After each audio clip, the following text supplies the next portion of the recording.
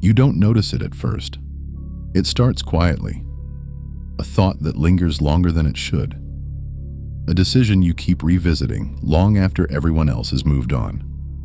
You replay possibilities in your head, not because you enjoy the tension, but because something inside you refuses to settle for a surface-level answer. And over time, you begin to hear the same message from the outside world. You think too much. You need to let things go. You'd be happier if you stopped analyzing everything. Maybe part of you believes that. Maybe you've tried to silence your mind, forcing quicker decisions, pretending certainty, pushing yourself to move faster just to feel normal. But the strange thing is that the thinking never really stops. It just moves underground, becoming quieter but heavier, like something unfinished waiting for your attention. Because what people call overthinking often doesn't feel chaotic from the inside. It feels precise, focused, as if your mind is trying to map a path that isn't obvious yet. While others act on instinct, you pause, noticing patterns, imagining consequences, sensing emotional details most people overlook. And that pause can start to feel like a flaw. You wonder whether your depth is holding you back, whether the very thing that makes you aware is also the reason you hesitate. You begin to question if thinking deeply is something you need to fix, or something you were never taught how to use. Because maybe the problem isn't that you think too much.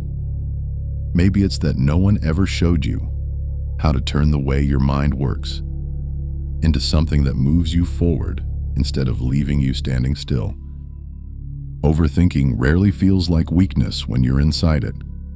It often feels like responsibility, a quiet need to understand the full shape of a situation before you step into it. You notice details others brush past.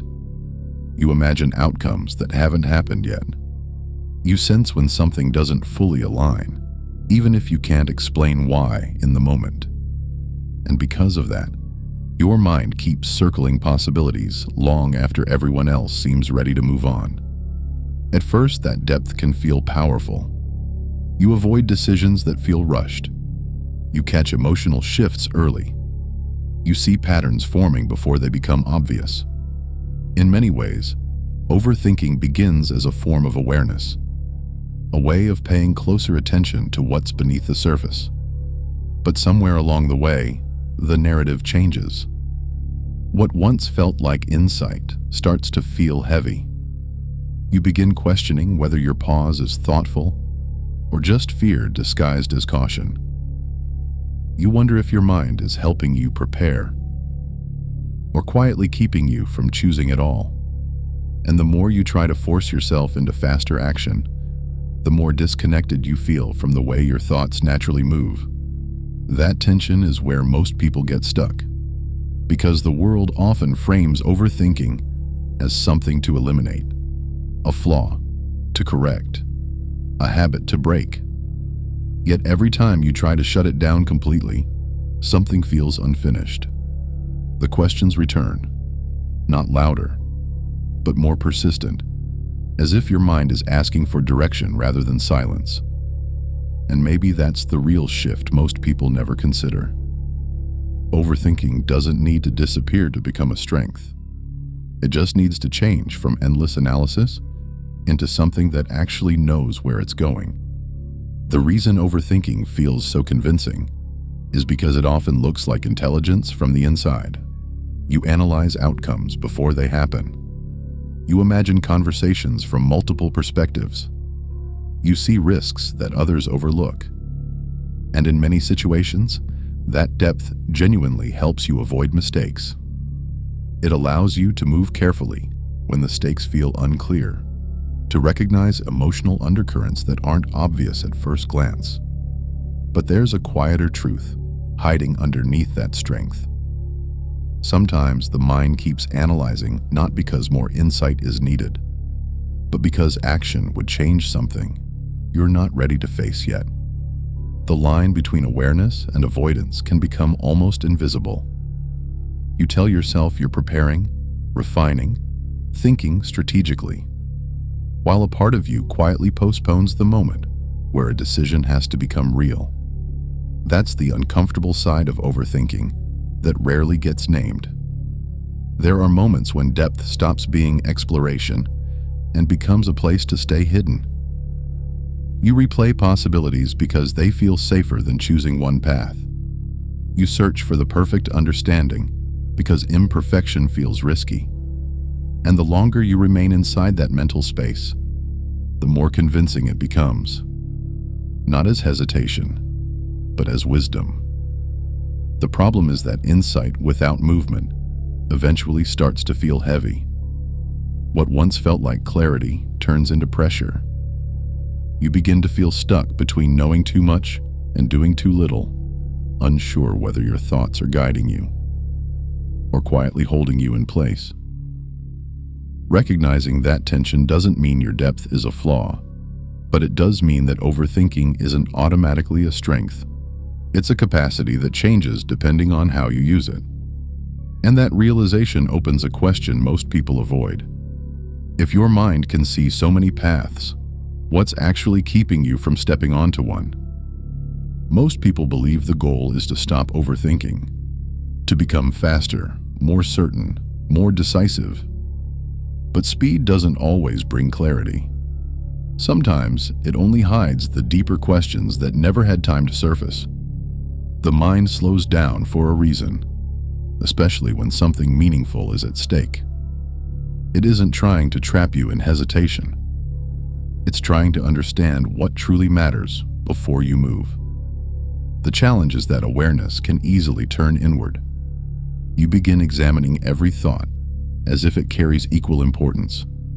One possibility leads to another, and suddenly you're not just considering a decision. You're measuring yourself inside it.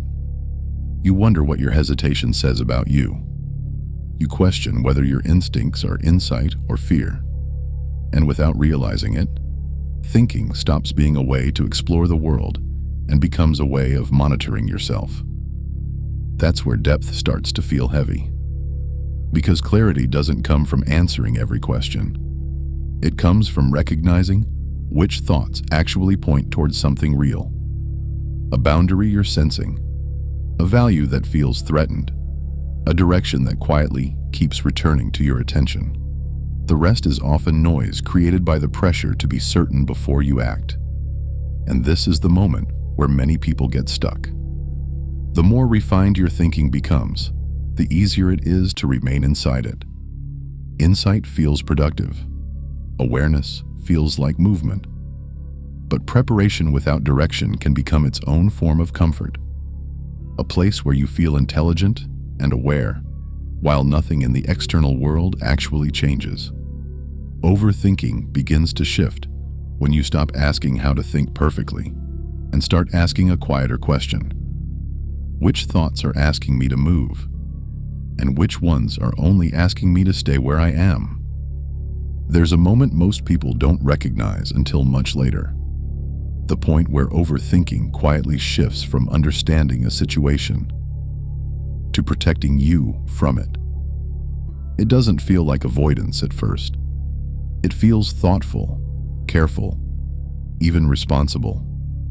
You tell yourself, you're still gathering perspective, still refining your understanding, still waiting for the right clarity before moving forward. And sometimes that's true. Sometimes patience is exactly what allows deeper insight to form. But other times the mind learns to stay busy so it doesn't have to feel exposed. You keep analyzing a conversation instead of admitting that something in it hurt more than you expected. You replay a decision instead of accepting that any path forward will change how others see you. You refine possibilities endlessly because the moment you choose, the safety of potential disappears.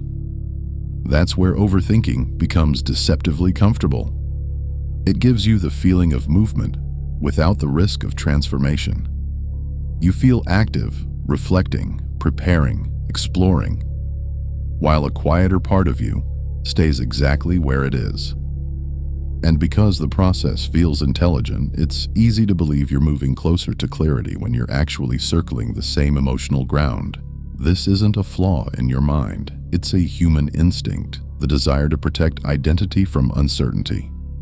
Depth can become a refuge when change feels unpredictable. But here's the honest difficulty most people avoid. Sometimes overthinking isn't revealing deeper truth. Sometimes it's delaying the moment where truth requires you to act differently than you have before. Recognizing that doesn't invalidate your awareness, it sharpens it. Because the real advantage of overthinking isn't endless preparation. It's knowing when your thoughts are ready to become movement instead of remaining a place to hide.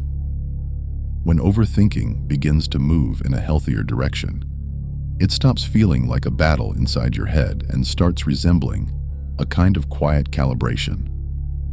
You notice that your thoughts are no longer chasing perfect certainty.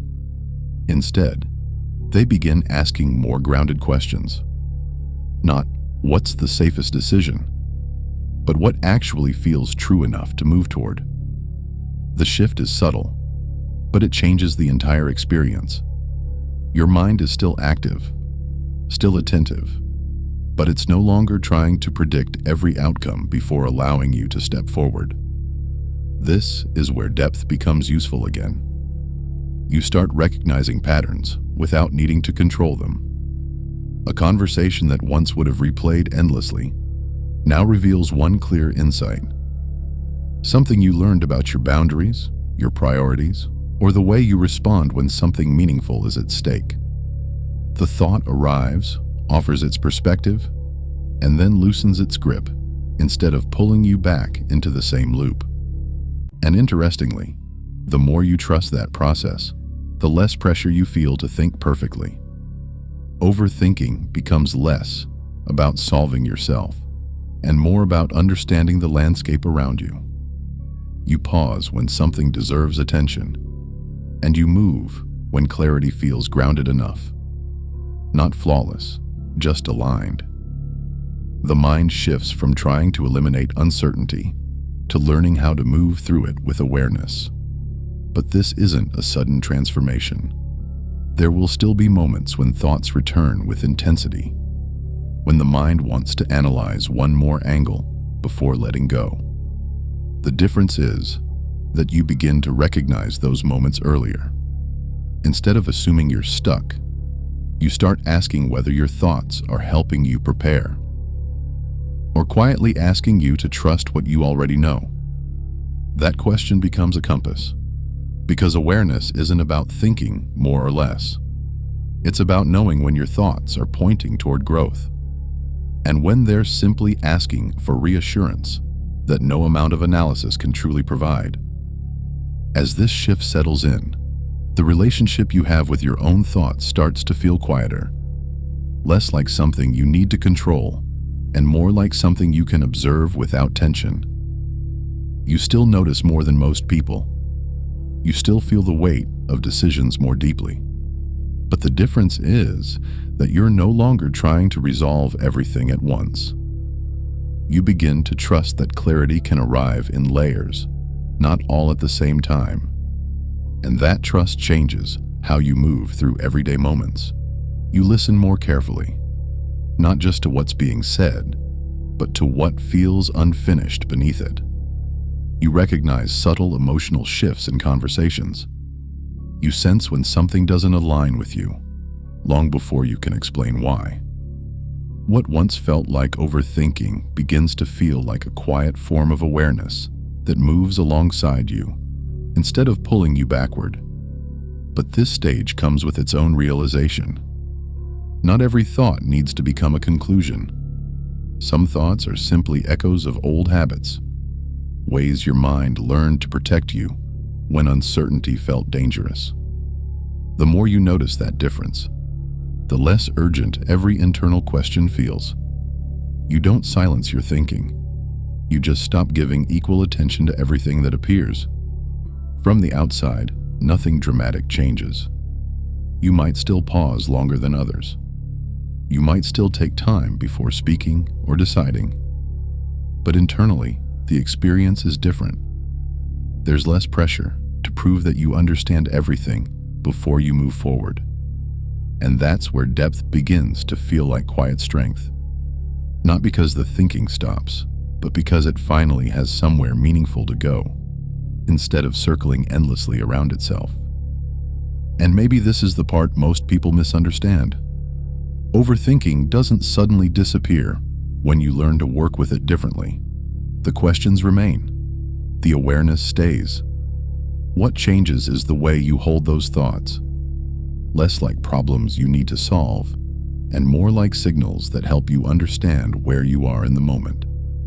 You begin to notice that many of the pauses you once judged as hesitation were actually moments of alignment.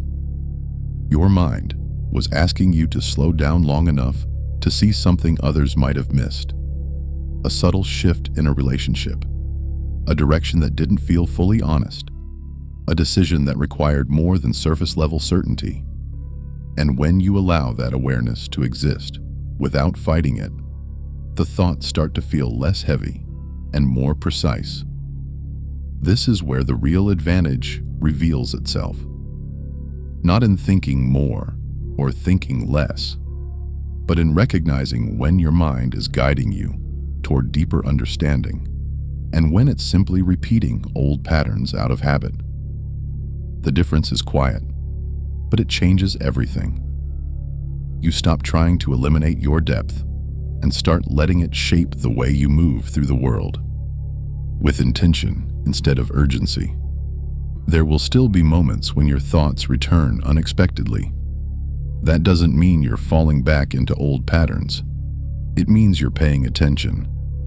And the more you trust that awareness, the less pressure you feel to force clarity before you're ready to move. So maybe overthinking was never meant to be something you overcome. Maybe it was always a form of perception waiting to be understood. A way of seeing beneath the surface that becomes powerful, not when it disappears, but when it learns how to turn reflection into forward motion, without losing the depth that made you pause in the first place. If this made sense to you, you already know why you're here. We'll talk again.